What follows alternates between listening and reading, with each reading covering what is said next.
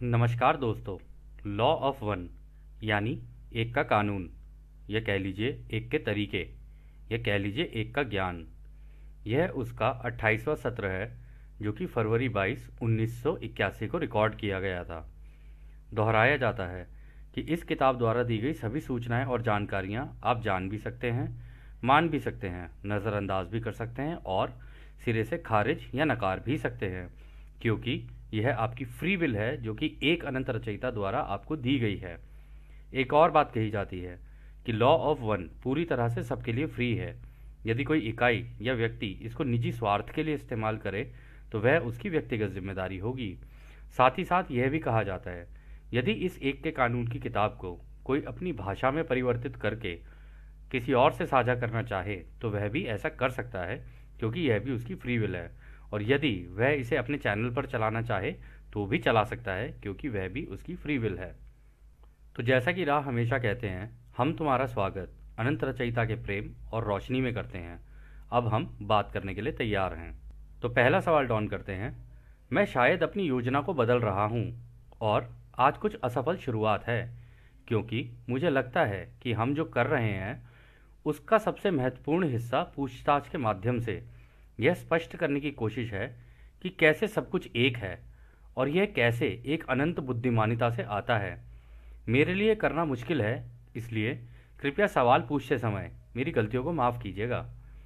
मेरे पास अभी इस प्रक्रिया की अवधारणा है जिसमें उन दोनों का इस्तेमाल है, यानी कि जो आपने बताया है और जो कुछ डुई लार्सन की उस सामग्री से है जिसका लेना देना भौतिक विज्ञान यानी साइंस से है। मेरे पास एक अवधारणा है कि अनंत बुद्धिमानी का हर जगह सभी स्थानों में बाहर की ओर चलता है। यह बाहर की ओर हर दिशा में समान रूप से फैलता है, जैसे कि एक गुब्बारा या बुलबुला जो कि हर जगह हर बिंदु से बाहर की ओर फैलता है। यह बाहर की ओर फैलता है जिसे इकाई वेग या प्रकाश का वेग कहते हैं। यह लार्सन की प्रगति का विचार है जिसे वह स्थान समय कहते हैं। क्या यह अवधारणा सही है? तो दोस्तों यहाँ पे डॉन ने जो सवाल किया है ना, क्योंकि ये बड़ी मतलब हिंदी में भी बड़ा ट्रिकी सा है इसको समझना, तो उसने ये कहा है कि देखो, अगर मैं साइंस के पॉइंट ऑफ व्यू से भी देखूँ ना, तो ये है कि जैसे एक गुब्बारा होता है ना, उसके अंदर जैसे जैसे हवा भरती चली जाती है वो बड़ा होता चला जाता है, होता चला जाता है। तो ये जो अनंत रचयिता की जो रोशनी है ना, वो बेसिकली इस तरीके से है कि एक जगह से बाहर की तरफ निकलेगी, है ना, और धीरे धीरे धीरे धीरे फैलती जाएगी और जहाँ जहाँ फैलती जाएगी वहाँ वहाँ दिखती चली जाएगी। यानी कि यदि अगर आप इसको देखें तो यहाँ पे उसका सवाल ये था कि ये ना किसी एक पॉइंट बनता होगा इसके अंदर, इस पूरे अंधेरे के अंदर जो अनंत रचयिता की जो वो है, क्या कहते हैं, तरंगे हैं, या कह लो यही तरंगे अनंत रचयिता है, क्योंकि ये तो सोच है पूरी की पूरी तरंगे। तो वो कह रहा है कि इसके अंदर कहीं एक डॉट होता होगा, फिर वो डॉट ना फैलना शुरू करता होगा, और जब वो फैलेगा तो वो एक गुब्बारे की तरह घूम बड़ा होता जाएगा, बड़ा होता जाएगा, और उसके अंदर ये जो रोशनी है ना, ये बड़ी होती चली जाएगी और अपने आप में एक ग्रह का रूप ले लेगी या किसी सूरज का या किसी भी चीज़ का रूप ले लेगी। तो वो यही जानना चाह रहा था क्या वो सही है। तो रा कहते हैं यह अवधारणा गलत है, जैसे कि एक अनंत बुद्धिमानिता की कोई भी अवधारणा है। यह अवधारणा एक विशेष लोगोस या प्रेम या रचयिता के फोकस के संदर्भ में सही है, जो कि अपनी प्रकृति नियम चुनता है और उसे गणितीय यानी मैथमेटिकली या किसी और तरीके से व्यक्त करता है। तो दोस्तों यहाँ पर वो ये कह रहे हैं कि जो रचयिता है ना, उसकी भी मैथमेटिक्स बहुत स्ट्रांग है, वो भी मैथमेटिकली ही करता है काम, यानी कि लॉ ऑफ स्क्वायर्स का बहुत अच्छे से इस्तेमाल करता है। तो आगे वो कहते हैं, एक अविभाजित अनंत बुद्धिमानिता अध्रुवित अनपोलराइज्ड पूर्ण तथा संपूर्ण रहस्य से भरे जीव बीइंग का मैक्रोकॉज्म है। हम एक के कानून के संदेशवाहक हैं। एकता की समझदारी का लगभग अनुमान लगाया जा सकता है। इसे किसी भौतिक विज्ञान यानी साइंस से दर्शाया नहीं जा सकता है, बल्कि स्वतंत्र इच्छा के माध्यम से अनंत बुद्धिमानिता को सक्रिय या शक्ति प्रदान किया जा सकता है। इसे स्वीकार करना कठिन हो सकता है, हालांकि जो समझदारी हमें साझा करना है वो रहस्य से शुरू होकर रहस्य में ख़त्म हो जाती है। तो दोस्तों पता है वो क्या कह रहे हैं यहाँ पे?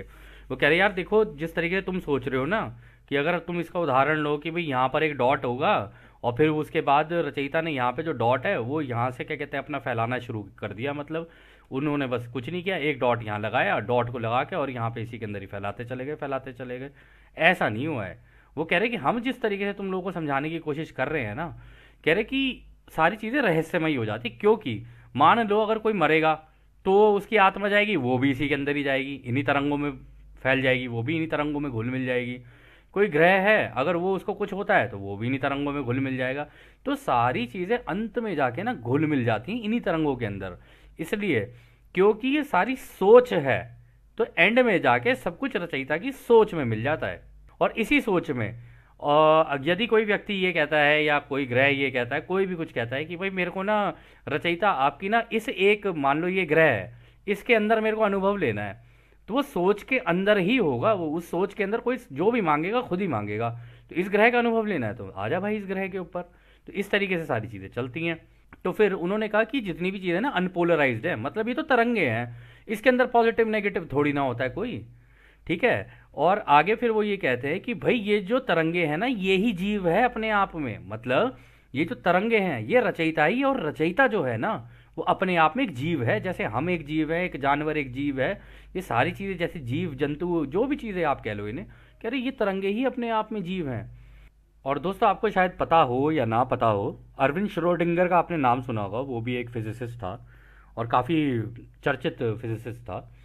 तो उसने एक कोट दिया था, क्योंकि उसने मतलब वेदांता भी पढ़ा हुआ था, या कह लो उसने उपनिषद बहुत अच्छे पढ़े हुए थे उसने, तो उसको संख्या का ज्ञान और वो सारी चीज़ें वहीं से मिली थी। तो उसने एक चीज़ कही थी कि your mind my mind all minds are one mind. मतलब तुम्हारा दिमाग मेरा दिमाग किसी और का दिमाग या सभी का दिमाग केवल एक दिमाग है। तो वो यहाँ पर वो अपनी उसके अंदर भी यही कह रहा था, क्योंकि वो भी मेडिटेशन वगैरह सारी चीज़ें करता था, ठीक है। और उसने उपनिषद पढ़ के संख्या का ज्ञान भी लिया हुआ था। और संख्या का ज्ञान कुछ नहीं है, लॉ ऑफ स्क्वायर्स ही है, अगर कोई ढंग से समझे तो। हालांकि अगर संख्या का ज्ञान आप उपनिषद में देखोगे ना, वो हल्का सा हम लोगों ने भी देखा था, तो हल्की सी इनकरेक्टनेस थी उसके अंदर, लेकिन चलो कोई नहीं, वो हल्की फुल्की सी है, ठीक है। तो उसके अंदर क्या था कि क्या कहते हैं, जब उसने बोला ना कि तुम्हारा दिमाग हमारा दिमाग दूसरे का दिमाग किसी का भी दिमाग एक दिमाग है, तो ये जो तरंगे हैं ना वही बस यही है वो दिमाग। अंत में जाके सारी चीज़ें रहस्य में इसलिए तब्दील हो जाती हैं क्योंकि तुम किसी के दिमाग में चले गए हो। अब इस दिमाग के अंदर तुम्हारा जो अस्तित्व है ना बस वो सोच ही है, तो तुम भी जाके एक सोच ही बन जाते हो। और जब तुम एक सोच बन जाओगे तो सारी चीज़ें रहस्य हो जाएंगी तुम्हारे लिए, क्योंकि इतनी सारी चीज़ें खुली पड़ी हैं, सारा कुछ खुला पड़ा है, आप तो कुछ भी कर सकते हो इसके अंदर, है ना। तो इसी चीज़ को वो कह रहा है कि भाई ऐसे ही होता है ये, इसलिए सारी चीज़ें रहस्य में हो जाती हैं। हम तो केवल रचयिता की एकता के बारे में बता सकते हैं, क्योंकि जो तरंगे हैं पूरी फैली हुई चारों तरफ इंटरनेट की तरह, कह रहे लेकिन एक तरीके से इंटरनेट की तरह है तो ये एक ही ना, चाहे चार तरंगे हों लेकिन सारी घुली मिली हैं आपस में, और ये रोशनी की तरह है अंदर से। दोस्तों अगर आपको कभी देखना हो ना, इसको वैसे समझना हो, तो आप ना स्ट्रिंग थ्योरी के जरा कुछ इमेजेस वगैरह देखना, तो आपको पता चलेगा ना। एक फोटोन के अंदर अगर आप चले जाओगे, आप अंदर घुसते जाओगे ना, क्वार्क्स होंगे उसके अंदर बहुत सारे, हम ज़्यादा साइंस के अंदर नहीं घुसने की कोशिश कर रहे हैं, लेकिन उसके अंदर क्वार्क्स जाओगे, फिर मीजो क्वार्क्स होंगे, फिर और भी बहुत सारी अंदर चीज़ें होंगी। अंदर आप जाओगे ना तो आपको एनर्जी के मतलब ऊर्जा के, रोशनी के रबड़ बैंड, पतले पतले रबड़ बैंड, इतने महीन कि आप अंदाजा भी नहीं लगा सकते। वो पतले पतले रबड़ बैंड्स होते हैं, अलग अलग कंपनताओं पे कांप रहे होते हैं सारे के सारे। जैसे रबड़ बैंड होते हैं ना, अगर आप तेज करोगे तो वो बॉइंग करके तेज करेगी, अगर धीरे से करोगे ना डिंग करके करेगी। तो इसी तरीके से अंदर तेजी से कांप रही होती हैं। तो रचयिता ने क्या किया, अपने आप को ही तरंगों में बदल दिया। अब जितनी भी चीज़ें रचयिता बनाएंगे ना, अपने अंदर ही बनाते चले जाएंगे जो भी चीज़ होगी, ठीक है। और वो अलग अलग लेवल पे वाइब्रेट कर रही होगी, फ्रीक्वेंसी बोलते हैं उसको, ये अलग अलग फ्रीक्वेंसी पे कांपना। तो खैर आगे चलते हैं, अगला सवाल डाउन करते हैं। कल हमने प्रकाश के रंगों पर विचार किया था। आपने कहा था कि आपके ब्रह्मांड की कंपनता के पैटर्न की प्रकृति मूल सामग्री या प्रकाश पर रखी गई विन्यास कॉन्फ़िगरेशन पर निर्भर करता है। प्रेम के फोकस से अपने बुद्धिमान ऊर्जा का उपयोग करके माया या घनत्वताओं के पैटर्न्स बनते हैं। इसके बाद की जानकारी के बारे में आपने कहा था कि आपको यह बताकर खुशी होगी, परंतु समय की कमी थी। क्या आप इसके बारे में पूरी जानकारी दे सकते हैं? तो वो ये उसको समझ नहीं आया डॉन को कि भाई ये हुआ तो हुआ कैसे। तो वो कह रहा है कि भाई आपने कहा कि अलग अलग रंग हैं, ठीक है, जैसे कि अगर उसमें से निकाल दें प्रिज्म के अंदर से तो अलग अलग रंग निकलते हैं, ठीक है। और आप कह रहे हो अलग अलग माया जाल हैं। तो दोस्तों अगर कोई आपसे ये कहे ना कि भाई चौथी घनत्वता में जा रहे हैं, मतलब फोर्थ डेंसिटी, आजकल बहुत बातें चल रही है, 4D 5D 6D 10D, कई लोग तो इतने हैं कि 1000D भी अगर कम पड़ जाए तो उस पर भी पहुंचा दें, ठीक है ना। लेकिन ये डेंसिटी का गेम है पूरा का पूरा। डेंसिटी क्या होती है, जितनी जितनी पतली होती जाएगी ना, वो पतली होने की भी उसकी एक लिमिट होती है कि मतलब हाँ पतली हो जाएगी। तो फोर्थ डेंसिटी पे अगर कोई जा रहा है ना, तो वो भी अपने आप में एक माया जाल ही है। जितनी चीज़ें हैं ना सब माया जाल हैं, मतलब 1D 2D 3D 4D 5D 6D, आप जिसका नाम ले लो, सारी की सारी वो है, माया जाल है सारा का सारा। आपको याद होगा, आपने अगर वो मूवी देखी हो इंटरस्टेलर, तो इंटरस्टेलर में जब वो जो हीरो होता है, ठीक है ना, वो चला जाता है और जाके फंस जाता है हायर डेंसिटी के अंदर, और वहां पे कुछ नहीं होता उन डेंसिटीज के अंदर। अगर आप नोटिस करोगे ना, बस रोशनी की लाइनें ही लाइनें होती हैं, लाइनें ही लाइनें होती हैं। अगर आपको देखनी हो मूवी, देखना, आपको समझ में आ जाएगा। तो इसका मतलब जितने जितने हायर डेंसिटीज में आप जाते जाओगे ना, आप दिखने उतने उतने हल्के होते चले जाओगे, आपके पतले होते चले जाएंगे शरीर, आप ऐसे शरीर में नहीं रहोगे। तो वहां पे पूरी रोशनी रोशनी दिखा रखी थी, वही रोशनी की लाइंस हैं वो। तो जो रचयिता भी है ना, उसने सारी चीज़ें मैथमेटिक्स के थ्रू ही बनाई हुई हैं, ऐसी बात नहीं है। इसलिए पूरे ब्रह्मांड में बोला जाता है कि रचयिता से बढ़िया मैथमेटिशियन, रचयिता से इंटेलिजेंट, रचयिता से ज़्यादा बेटर अंडरस्टैंडिंग ऑफ म्यूज़िक किसी की नहीं है, किसी की भी नहीं है। और वो ये सारी चीज़ें म्यूज़िक से क्रिएट करते हैं। खैर, राय इसका जवाब देते हैं। इस जानकारी पर चर्चा करने से पहले हम उस विशेष तरीकों के बारे में समझेंगे जो एक ध्वनि कंपनता परिसर डुई ने दी थी। यह अनंत बुद्धिमानिता के दूसरे अर्थ में सही है। ठहराव तब तक उत्प्रेरक के माध्यम से गति बनाती है। यह जानकारी आपके पर्यावरण के गतिशील आकार के निरीक्षण की स्वाभाविक प्रगति है। आप प्रत्येक रंग या किरण को जीवित प्राणी समझ सकते हैं। जैसा कि हमने कहा था कि बुद्धिमान ऊर्जा का एक बहुत ही विशिष्ट और सटीक विभाजन होता है और अनंत बुद्धिमानी का प्रतिनिधित्व करता है। प्रत्येक किरण का पहले अन्य संबंध में निरीक्षण किया जाता है। तो दोस्तों यहाँ पर वो ये एक ही चीज़, वही चीज़ देखो बार बार वो कह रहे हैं कि ठहराव तो है ही इसके अंदर, इन तरंगों के अंदर सारी चीज़ें हैं। वेव भी है, ठीक है, ठहरी हुई स्टैटिक ऊर्जा भी है, ठीक है, अब रेजोनेटिंग कांपती हुई ऊर्जा भी है, ठीक है, इलेक्ट्रिसिटी भी है इसके अंदर। और इलेक्ट्रिसिटी भी ऐसी है कि मतलब बिल्कुल ही अलग तरीके की है। आपने बचपन में किया हो, वो गुब्बारा लेके सर के ऊपर घिसा और दीवार के ऊपर चिपका दिया, बड़ा मज़ा आता था ना, ओ गुब्बारा चिपका दिया, गुब्बारा चिपका दिया। लेकिन ये नहीं पता कि वो इलेक्ट्रोस्टैटिक फील्ड है, उसकी वजह से हो रहा है सारा का सारा। तो खैर, इस जवाब में भी उन्होंने यही कहा है। उन्होंने कहा है कि भैया देखो, तुम अगर अनंत बुद्धिमानिता को समझने की कोशिश करोगे ना, कह रहे ये जो रंगों की तुम बात कर रहे हो जो निकल के आते हैं, एक प्रिज्म से निकल के आते हैं, कह रहे अगर वो रंग बिखर के भी आ रहे हैं ना, तब भी उसमें रचयिता की बुद्धिमानी ही है। क्योंकि उसके अंदर भी, चाहे वो रंग कोई भी हो जाए, उसके अंदर के जो पार्टिकल होंगे ना, वो उनके अंदर भी रोशनी के रबड़ बैंड्स होंगे, ठीक है। इस वजह से वो ठहरी हुई ऊर्जा भी है और कांपती हुई ऊर्जा भी है, दोनों ही चीजें। तो खैर, आगे रहा और कहते हैं, यह जानकारी यहां सहायता की हो सकती है। हम गैर विशेष रूप से नॉन स्पेसिफिकली बोलते हैं ताकि उसकी प्रकृति के बारे में आपकी अवधारणा की गहराइयों को बढ़ाया जा सके। जिस ब्रह्मांड में आप रहते हैं वह अनंत बुद्धिमानिता के प्रत्येक भाग का सार यानी रिकैपिटुलेशन है। इस प्रकार आप देखेंगे कि भौतिक और आध्यात्मिक क्षेत्रों में समान तरह के पैटर्न्स दोहराए गए हैं। किरणें या प्रकाश के जीवों बींग्स का विभाजन अपोर्शन, जैसे कि आप अंदाजा लगाएंगे उन क्षेत्रों का जिसे आप भौतिक माया कहते हैं, जो कि रोटेट होता है, कांपता है और उस प्रकृति का होता है जिसे गिना जा सकता है या वर्गीकृत कैटेगराइज भी किया जा सकता है स्थान समय में घूमने रोटेशन के तरीके से, जैसे कि डुई ने इसका वर्णन किया है। कुछ पदार्थों में आंखों से दिखाई देने वाली कई प्रकार की किरणें होती हैं जो भौतिक रूप से मैनिफेस्ट होती हैं। यह आपके क्रिस्टलीकृत खनिजों के प्रकृति में स्पष्ट होती है जिसे आप मूल्यवान मानते हैं, जैसे कि लाल मणिक और अन्य क्रिस्टल्स। लाल मणिक मतलब रेड रूबी, इसकी बात हो रही है यहाँ पे, या रेड डायमंड कह लो आप। तो दोस्तों ये सारी चीज़ें ना आपको समझाने के लिए ना हमें लगता है कि हम इसको अगर आपको किसी इमेज से समझाएं तो ज़्यादा बेटर है। तो आप ये इमेज देखना ज़रा। इस इमेज में अगर आप गौर करेंगे ना तो आप देखेंगे और कुछ भी नहीं है, बस ये कुछ रबड़ बैंड से लग रहे हैं, ये तरंगे सी लग रही हैं, और तो कुछ है नहीं, ठीक है ना। तो रचयिता ने पूरा ब्रह्मांड जो है ना इस तरीके से ही रच रखा है, ठीक है। अब आप एक मान लो एटम के अंदर जाओगे, ठीक है, एटम के अंदर घुसोगे, उसके अंदर और भी चीज़ें होंगी, प्रोटॉन होंगे, न्यूट्रॉन होंगे, और भी बहुत सारी चीज़ें होंगी, ठीक है। फिर उनके अंदर अंदर घुसते जाओगे, ऐसे घुसते घुसते घुसते घुसते आप अंदर जाओगे ना जब, बिल्कुल फाइनल एंड पे पहुंच जाओगे ना, जो मतलब जिसको आप कहोगे कि हाँ अब ये फाइनल हो चुका है, तो फाइनली आपको ही इस तरीके की तरंगे दिखेंगी उसके अंदर।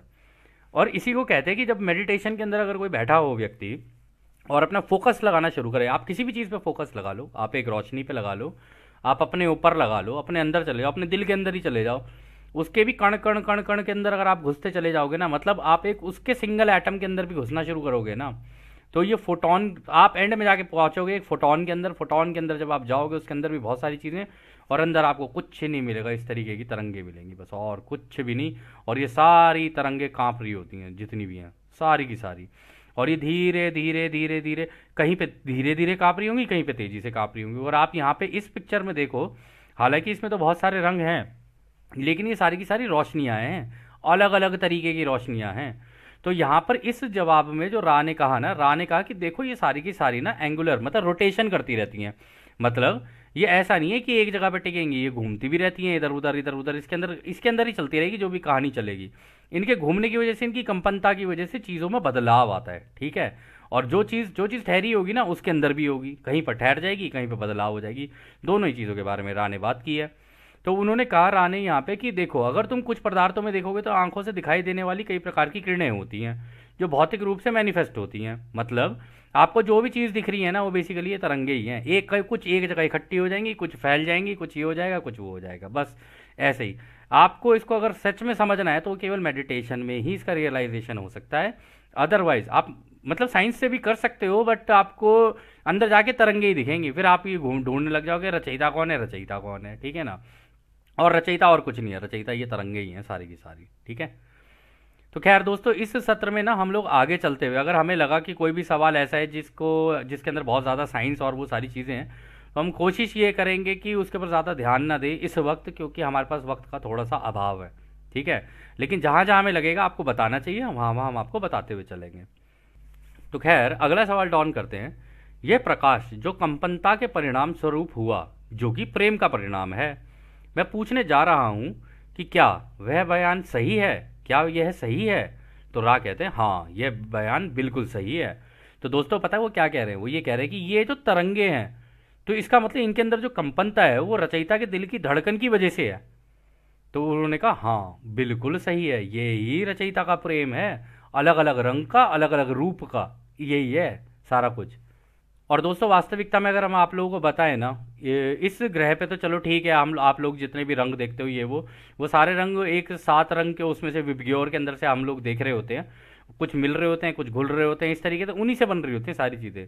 लेकिन जैसे ही डेंसिटी क्रॉस होती है ना, आगे जाओगे ना, तो आपको इससे भी बहुत ज़्यादा रंग दिखेंगे, 7 नहीं बहुत ज़्यादा रंग दिखेंगे आप लोगों को। रचयिता ने बनाया ही कुछ इस तरीके से है ये।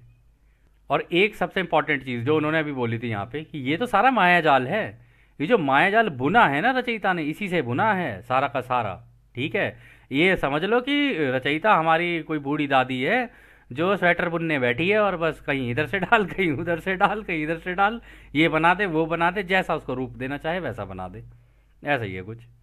तो खैर डॉन आगे कहते हैं, अच्छा ठीक है, यह प्रकाश तब सघन होकर पदार्थ में बदल जाता है, जैसा कि हम इसे अपने घनत्वता में जानते हैं, जो कि हमारे सभी रासायनिक तत्वों में निश्चित अंतराल या कोणीय वेग एंगुलर वेलोसिटी की इकाइयों में कंपनता के घुमाव के कारण होता है। क्या यह सही है। तो रा कहते हैं हाँ यह बिल्कुल सही है।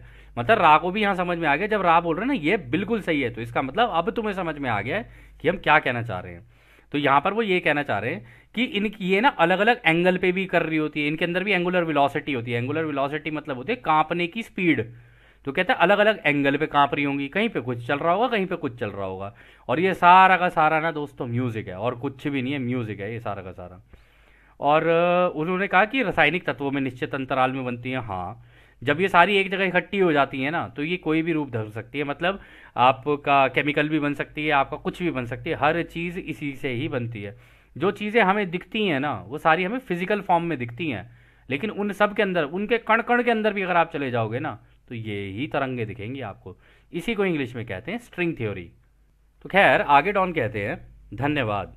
मैं सोच रहा हूँ रोटेशन का उत्प्रेरक या माध्यम क्या है, किस कारण से रोटेशन होता है जिससे प्रकाश हमारे भौतिक या रासायनिक तत्वों में सघन हो जाता है।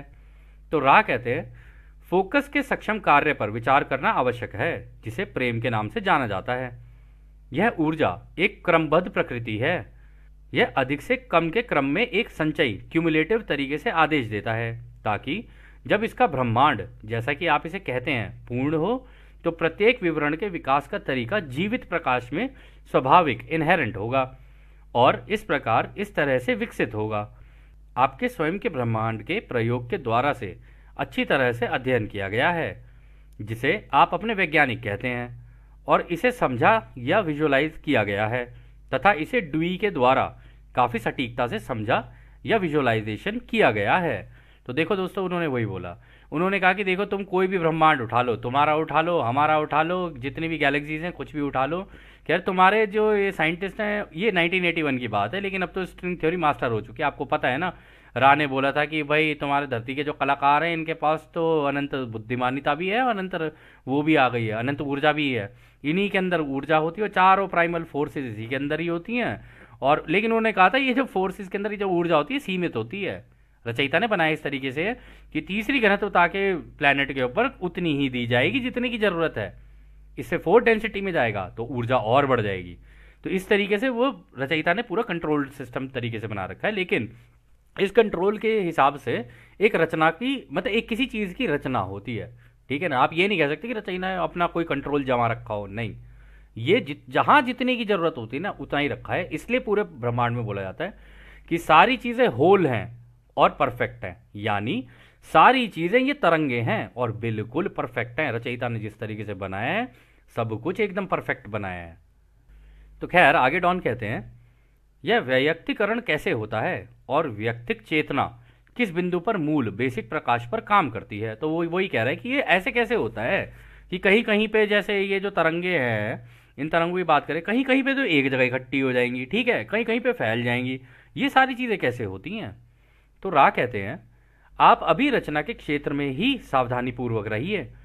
इस प्रक्रिया में हम आपको यह बताते हुए और भ्रमित कर सकते हैं कि जिस प्रक्रिया के द्वारा फ्री विल अनंत बुद्धिमानिता की ठहरी हुई ऊर्जा पर फोकस होकर बुद्धिमान ऊर्जा बनाने के लिए कार्य करता है, वह उस स्थान समय के बिना होता है जिसके बारे में आप इतने जागरूक हैं, क्योंकि यह आपके निरंतरता का अनुभव है।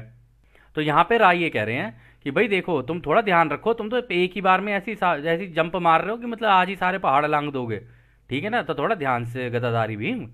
तो उन्होंने यही कहा, कह रहे कि अगर हमने अपनी पूरा ज्ञान डाल दिया ना तुम्हारे ऊपर, अभी तुम भ्रमित हो जाओगे, सारे घर में जाके कहोगे मम्मी साइंस, तो तुम्हारी ऐसी आवाज़ें निकलेंगी, तो कोई फायदा नहीं है। कह रहे तुम्हें ये समझना ज़रूरी है कि जितनी चीज़ें हो रही है ना, फ्री विल की वजह से हो रही हैं, क्योंकि रचयिता की फ्री विल है, उनकी भी फ्री विल है, उन्होंने सबको भी दे रखी है। तो वो जितनी भी चीज़ें हैं ना, वो जो ठहरी हुई ऊर्जा है, यानी स्टैटिक फील्ड जो बोली थी ना उन्होंने, इलेक्ट्रोस्टैटिक फील्ड, कह रहे कि उसकी वजह से होता है, उसका फोकस रचयिता बनाना शुरू करते एक जगह पे।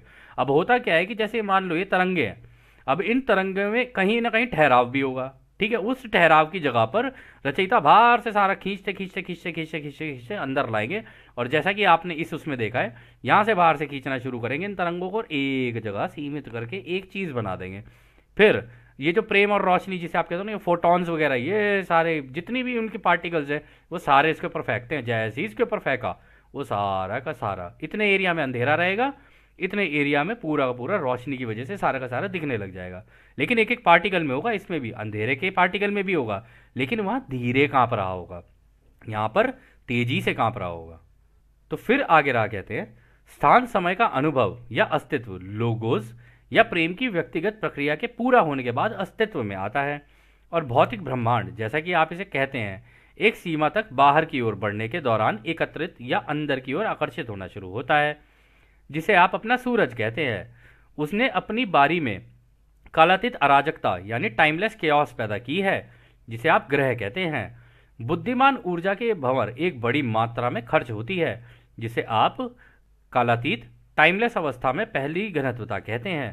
स्थान समय की एहसास इस अस्तित्व की घनत्वता के सीखने सिखाने में एक होने के नाते से है।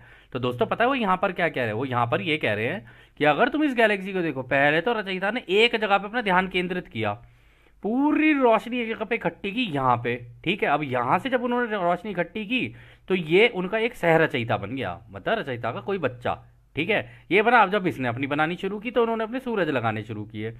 और अट्रैक्शन इस तरीके से काम करता है कि यहाँ से यहाँ भी चलेगा और यहाँ से यहाँ भी चलेगा, दोनों तरफ चलेगा ये, ठीक है। सेम तरीके से अगर कोई सूरज है, उसके आसपास के जितने भी ग्रह होंगे, वहाँ से वहाँ, मान लो अगर ये ग्रह है, ऐसे मान लेते हैं ये ग्रह है, तो जो अट्रैक्शन होगा इन दोनों के बीच में, यहाँ से यहाँ भी होगा और यहाँ से यहाँ भी होगा, दोनों के बीच में। और होता क्या है कि जब भी चाहे सूरज लगे, या यहाँ से मान लो इन्होंने ग्रह फेंका यहाँ पे, तो पहले वो यहाँ जाके ऑर्बिट में लगेगा, पहले फट जाएगा बिल्कुल, ठीक है। सबसे पहले उसके अंदर एक एक रोशनी होगी, बस एक रोशनी, वो भी यहाँ पे आके लगेगी। फटने के बाद जितने भी कण कण जो बाहर फैल गए हैं, फिर वो बाहर से अंदर खिंचने शुरू होंगे। और वो खिंचने इसलिए शुरू होते हैं क्योंकि जो सूरज है ना, अपने प्रेम से उसे खींचता ही रहता है, खींचता ही रहता है, खींचता ही रहता है। इसी पार्टिकल, इन्हीं सारे पार्टिकल्स को खींच के एक जगह इकट्ठा करता रहेगा और धीरे धीरे धीरे धीरे अपना एक ग्रह बना देगा। और सेम तरीके से इस सूरज जो बना है, वो इधर सह रचयिता ने उसको ऐसे बनाया है। और सह रचयिता ही नहीं, उसे ग्रह बना के दे दिया कि ले भाई तेरे लिए मैंने ग्रह बना के दे दिया है, बेटा अब तू भी खेलता रहे इधर। तो सूरज भी अब यहाँ पर खेलता रहता है। तो रा इनके बच्चे हैं और हम रा के बच्चे हैं, तो सारे लेकिन इनके बच्चे हैं। तो कौन किसका बच्चा है दोस्तों, आप लोग आपस में देख लेना, क्योंकि जो चाचा है वही भतीजा है, जो भतीजा है वही चाचा है, चाचा भतीजा, भतीजा चाचा, और चाचा कोई है ही नहीं, ठीक है। वो इसलिए क्योंकि वो तो सारा तरंगे हैं, तो इसलिए उसको ढूंढना बड़ा मुश्किल है। खैर, अगला सवाल डॉन करते हैं। धन्यवाद। क्या चेतना की एक इकाई, चेतना की एक व्यक्तिगत इकाई रचना की एक इकाई बनती है? मैं एक उदाहरण दूंगा। क्या एक व्यक्तिगत चेतना तारों की एक आकाशगंगा का निर्माण कर सकती है? उस तरह की आकाशगंगा जिसमें कई लाखों तारे होते हैं, क्या ऐसा होता है? तो राह कहते हैं ऐसा हो सकता है, संभावनाएं अनंत हैं। इस प्रकार एक लोगोस वह बन सकता है जिसे आप स्टार सिस्टम कहते हैं, या यह ऐसे लोगोस भी हो सकते हैं जिनमें अरबों स्टार सिस्टम हो सकते हैं।